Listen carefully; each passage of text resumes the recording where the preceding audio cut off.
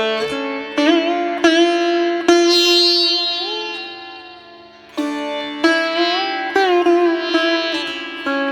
हर महादेव। कैसे हैं दोस्तों? मैं आपका होस्ट वीरेंद्र जांगरा हमारे इस नए व्लॉग में आप सबका स्वागत करता हूं और महादेव जी से हमारी यही प्रार्थना है कि आप सब लोग खुश रहें और कुशल मंगल रहें। जैसा कि आज का हमारे इस नए व्लॉग में हम लोग बात करना चाहते हैं महादेव जी के स्वरूप के बारे में। जैसा कि आज हम महादेव जी के एक रूप को हम जानते हैं कि उनका जो चतुर्भुज जो रूप है, मतलब उनके सर पर चंद्रमा विराजमान है, गले में नाग है, शरीर पर उन्होंने बाघ की खाल पहनी हुई है, भस्म रमा हुआ है। ये एक स्वरूप जो है मतलब महादेव जी का कैसे बना, किस तरीके से समय के साथ साथ कुछ चीजें उनके साथ जुड़ती गई, वही आज हम इस ब्लॉग में आप लोगों के साथ डिस्कस करेंगे। शुरू करते हैं। हर हर महादेव। तो हम शुरू करते हैं सबसे पहले महादेव जी के एक प्रारंभिक स्वरूप के बारे में। एक उस रूप को जो जिसे हम देखते आए हैं आजकल मूवीज में, फोटोज में, उस चीज को धारणा करते हुए हम बात करते हैं। सृष्टि से पहले ये तो साइंस भी कहता है कि मतलब जो इस संसार का जो निर्माण हुआ है वो ऊर्जा से हुआ है। और हमारे कुछ मतलब तथ्य ये भी है हमारे ग्रंथों में कि महादेव जी का जो स्वरूप था वो सबसे पहले एक ऊर्जा के रूप में इस संसार में आए और धीरे धीरे समय के साथ बढ़ते हुए उनका जो रूप है ऊर्जा ने अपना रूपांतरण करना शुरू कर दिया, अपने आप में चेंजेस करने शुरू कर दिए और धीरे समय के साथ उनका एक रूप बन गया। वो एक लिंगा का रूप, मतलब जिसे हम शिवलिंग भी कहते हैं, उस रूप में वो वहां पर प्रकट हो गए। और सबसे पहले महादेव जी जो प्रकट हुए, जैसा कि मैंने पिछली कई सारी वीडियो में भी बताया है, आपको डिस्क्रिप्शन में वो सारे लिंक मिल जाएंगे हमारी प्रीवियस वीडियोस के। तो महादेव जी का जो सबसे पहला स्वरूप देखा गया वो देखा गया था उस वक्त जब ब्रह्मदेव जी और भगवान विष्णु जी के बीच में विवाद हुआ था कि कौन सबसे बड़ा देवता है और कौन महान है। तो उस वक्त जो है महादेव जी पहली बार अपने एक चतुर्भुज रूप में प्रकट हुए। तो बात करते हैं उनकी जटाओं से। जटाओं का स्वरूप जो दिखाता है महादेव जी का, जो एक वैराग्य मतलब एक योगी जो रूप है, उस चीज को दर्शाता है। जितने भी योगी या तपस्वी जो लोग होते हैं, जितना भी हम लोगों ने आज तक देखा है, सुना है, उनकी बड़ी बड़ी जटाएं होती हैं, बड़ी बड़ी मतलब दाढ़ी होती है, शरीर पर बाल होते हैं और शरीर उनका एकदम जर्जर मतलब बिल्कुल पतला और सिकुड़ा हुआ शरीर होता है।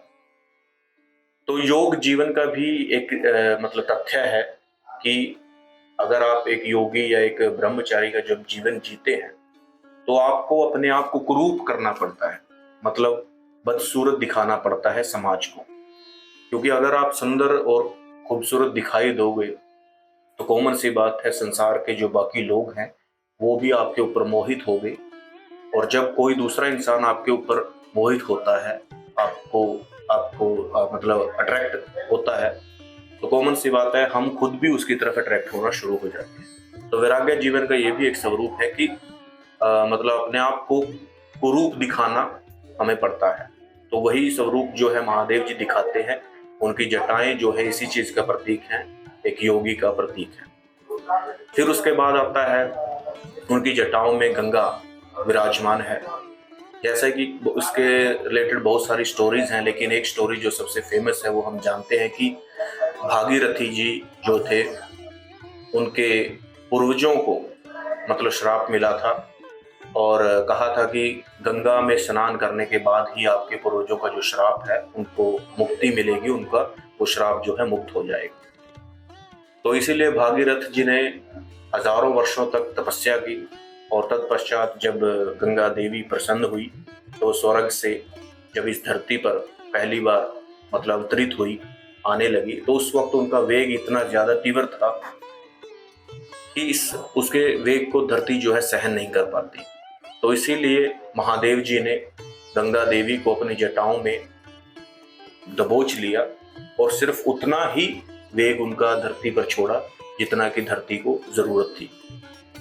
तो ये एक सिंपल सी स्टोरी है और इस प्रकार से मतलब देवी गंगा जो है उनकी जटाओं में विराजमान है। उसके बाद आता है कि उसके बाद जैसा कि हम जानते हैं कि महादेव जी के माथे पर चंद्रमा विराजमान है, जो कि उनकी खूबसूरती को और भी ज्यादा निखारता है। तो चंद्रमा के बारे में भी कई सारी स्टोरीज हैं, लेकिन जो सबसे फेमस स्टोरी है वही हम डिस्कस करेंगे यहाँ पे। तो चंद्रमा के बारे में ऐसा है कि चंद्रमा जो है प्रजापति दक्ष के दामाद है। प्रजापति दक्ष की करीबन 6 पुत्रियों का विवाह उनके साथ हुआ है, लेकिन उन 6 पुत्रियों में से सिर्फ एक ही पुत्री के साथ, मतलब उनकी एक ही पत्नी के साथ वो है उनका प्रेम या उनका स्नेह जो है ज्यादा होता है। बाकी 5 के साथ वो इतना प्रेम या उन्हें स्नेह नहीं करते। तो ये बात जब प्रजापति दक्ष को मालूम होती है तो वे अत्यंत क्रोधित होते हैं और वे चंद्रमा को श्राप देते हैं कि जिस खूबसूरती का अभिमान तुम कर रहे हो वो खूबसूरती ही तुम्हारे अंत का कारण बनेगी। लेकिन जैसा कि हम जानते हैं कि पृथ्वी पर जीवन जीने के लिए, जीवन बनाए रखने के लिए, जिस प्रकार से हमारा सौर मंडल जो हमारा सोलर सिस्टम है जैसे वो काम करता है, या सूर्य या जितने बाकी के जो ग्रह हैं, जो ग्रेविटेशनल फोर्सेस हैं, वो सब जरूरी हैं, उतना ही जरूरी हमारे लिए चंद्रमा भी है। ये सब साइंटिफिक तरीके से मतलब आज सब चीजें सिद्ध हो चुकी हैं। तो इसीलिए महादेव जी ने जब इस बात का बोध हुआ कि चंद्रमा को श्राप मिला है और वो मतलब उस श्राप से उनको मुक्ति नहीं मिल सकती, उसमें उनकी जान भी जा सकती है, तो वे उस श्राप को अपने ऊपर धारण कर लेते हैं, अपने ऊपर ले लेते हैं और पूर्ण रूप से वो श्राप जो है मुक्त नहीं हो पाता फिर भी, लेकिन उसका एक जो तोड़ है वो महादेव जी निकालते हैं और उनके उस श्राप वाले हिस्से को अपने खुद के ऊपर धारण कर लेते हैं, अपने मस्तक पर उसे धारण कर लेते हैं। और तभी से जो है चंद्रमा, जैसा कि आज हम देखते हैं कि चंद्रमा जो है 28 डेज का उसका सर्कल होता है, मतलब 14 डेज वो बढ़ता जाएगा पूर्णिमा की तरफ और अगले 14 डेज 14 दिन जो होते हैं वो अमावस्या की तरफ बढ़ता जाता है। तो इस प्रकार से चंद्रमा के जो है 14 दिन मतलब वो खूबसूरत दिखाई देता है और अगले 14 दिन जो है वो अंधकार में डूबा रहता है। तो इस प्रकार से जो है अंत में चंद्रमा को जब इस श्राप से मुक्ति मिली तो वे स्वयं महादेव जी के मस्तक पर विराजमान हो गए। उनको मतलब इस तरीके से उन्होंने अपना कृतज्ञता, उनका धन्यवाद जाहिर किया महादेव जी का। उसके बाद हम जैसा कि देखते हैं कि महादेव जी गले में जो है सर्प हमेशा लिपटे रहते हैं उनके शरीर से, उनके गले में। तो जो गले में उनके नाग है वो वासुकी नाग है। वासुकी नाग का जो वर्णन है वो इस प्रकार से है, जब सभी देवता समंदर मंथन कर रहे थे तो उस वक्त सबसे पहले जो है विष पैदा होता है उस समंदर मंथन के दौरान, और उस विष को महादेव जी धारण कर लेते हैं, सृष्टि के कल्याण के लिए उसे पी लेते हैं। लेकिन उस वक्त कुछ हद तक जो विष होता है वो उनके हाथों से, उनकी उंगलियों से निकलकर वो जमीन पर गिर जाता है और तत्पश्चात उसके बाद जो है समंदर मंथन के दौरान सबसे पहले विष पैदा होता है और जिसके कारण पूरी सृष्टि जो है तपना शुरू हो जाती है, उसका तापमान बढ़ना शुरू हो जाता है, समंदर के जीव जो है मरना शुरू हो जाते हैं। तो संसार के कल्याण के लिए महादेव जी उस विष को अपने अंदर धारण कर लेते हैं, उसे पी लेते हैं। और उस वक्त जब महादेव जी उस विष को ग्रहण कर रहे होते हैं उस वक्त कुछ विष की बूंदें जो है उनके हाथों से निकलकर मतलब जमीन पर गिर जाती हैं। तो उस वक्त जो सर्पों के देवता है, जो नाग के देवता है, मतलब वो सभी सर्प उस विष को अपने अंदर धारण कर लेते हैं।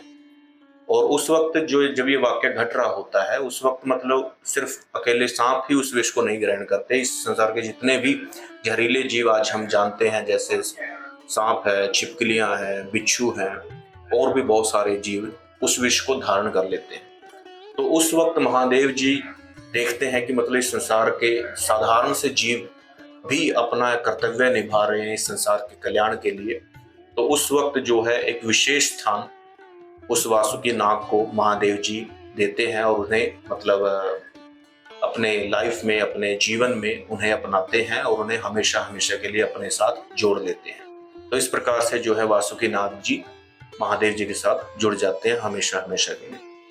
उसके बाद हम जैसा कि देखते हैं कि महादेव जी हमेशा जो है रुद्राक्ष की मालाएं जो है उनके गले में, उनके हाथों में पहने रखते हैं वो। तो रुद्राक्ष जो है वो महादेव जी के आंसू हैं। आंसू वो इस प्रकार से हैं, जब पहली बार महादेव जी का जो प्रेम है, देवी सती जी अपने आप को अग्नि में भस्म कर लेती हैं, देह त्याग कर देती हैं, तो महादेव जी मतलब इतने ज्यादा उन्हें दुख होता है और इतने ज्यादा वो रोते हैं।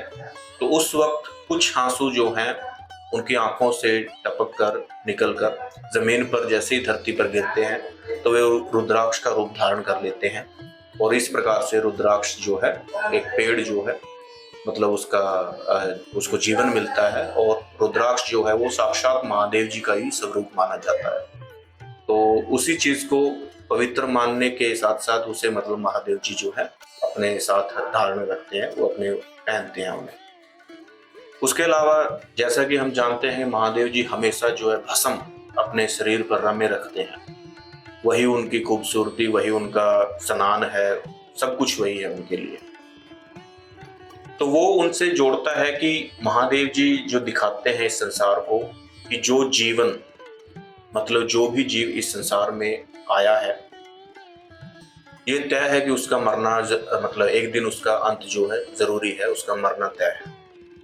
तो मरने के पश्चात जो है जो पंच तत्वों में वो जीव का शरीर जो वापस से मिल जाता है, तो उसी चीज को महादेव जी ने भस्म मतलब बताया है, और उसे ही रम के वो अपना जो है जीवन यापन करते हैं, या हम ये कह सकते हैं वो अपना हर रोज का श्रृंगार करते हैं।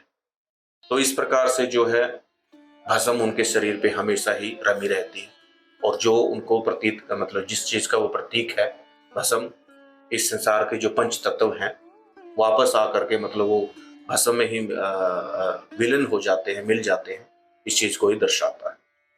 उसके बाद वो एक बाघ की खाल पहनते हैं, मतलब एक जानवर की खाल पहनते हैं।